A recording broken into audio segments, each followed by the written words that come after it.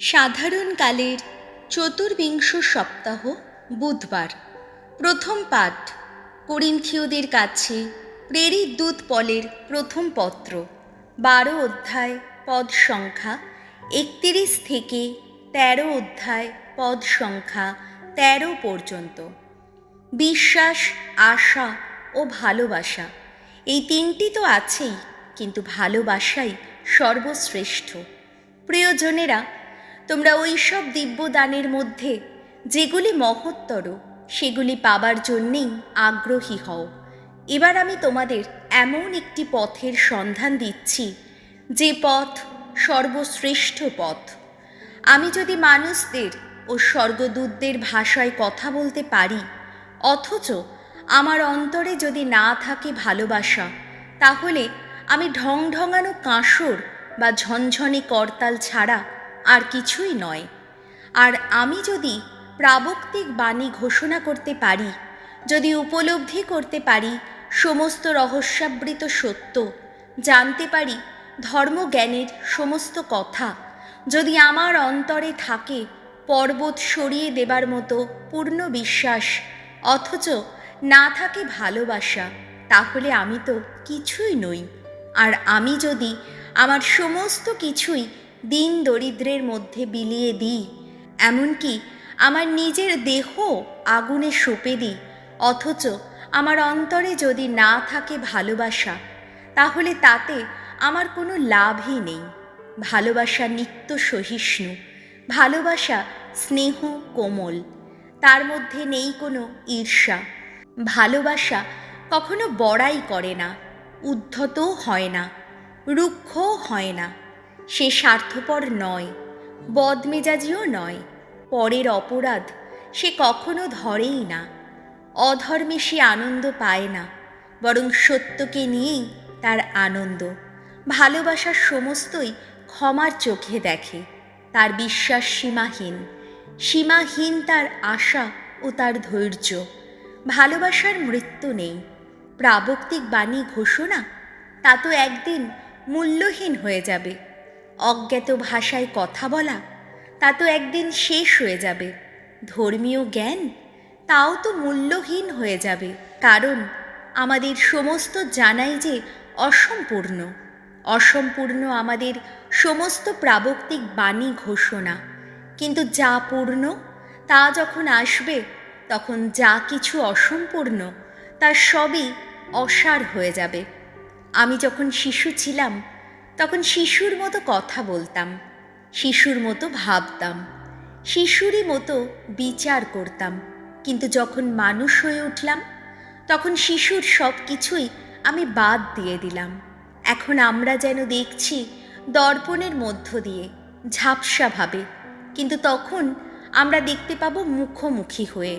এখন আমি জানছি আংশিকভাবে, কিন্তু তখন চিনতে পারবো পরিপূর্ণভাবে।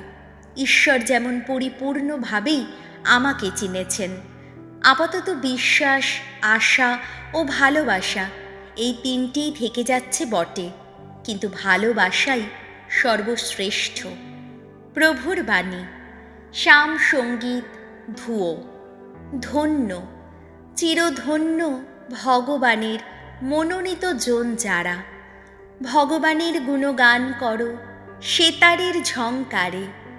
দশতন্ত্রী বীণায় তাকে শোনাও শ্যাম গান। শোনাও তাকে, শোনাও নতুন গান। নিপুণ হাতে জাগাও তান জয়ধ্বনির ছন্দে। ধুয়ো। ধন্য, চিরধন্য ভগবানের মনোনীত জন যারা। ন্যায় নির্ভর ভগবানের বাণী, সমস্ত কাজে সত্যনিষ্ঠ তিনি। ধার্মিকতা ও ন্যায় নীতিতে পরম প্রীত তিনি। ভগবানের ভালোবাসায় জগৎ উচ্ছ্বলিত। ধুয়ো। ধন্য, চিরধন্য ভগবানের মনোনীত জন যারা। ধন্য সেই জাতি, ভগবান যার আপন ঈশ্বর। ধন্য সেই জনসমাজ, যাকে নিজেরই বলে বেছে নিয়েছেন তিনি। ওগো ভগবান, আমরা যেমন তোমাতে রেখেছি আশা, তেমনি তোমার কৃপাও আমাদের ঘিরে থাকুক। ভুয়ো। ধন্য, চিরধন্য ভগবানের মনোনীত জন যারা। বাণী বন্দনা। জয় জয় প্রভুর জয়। ওগো প্রভু, তুমি জীবন, রয়েছে তোমারই কাছে অনশ্বর জীবনের বাণী।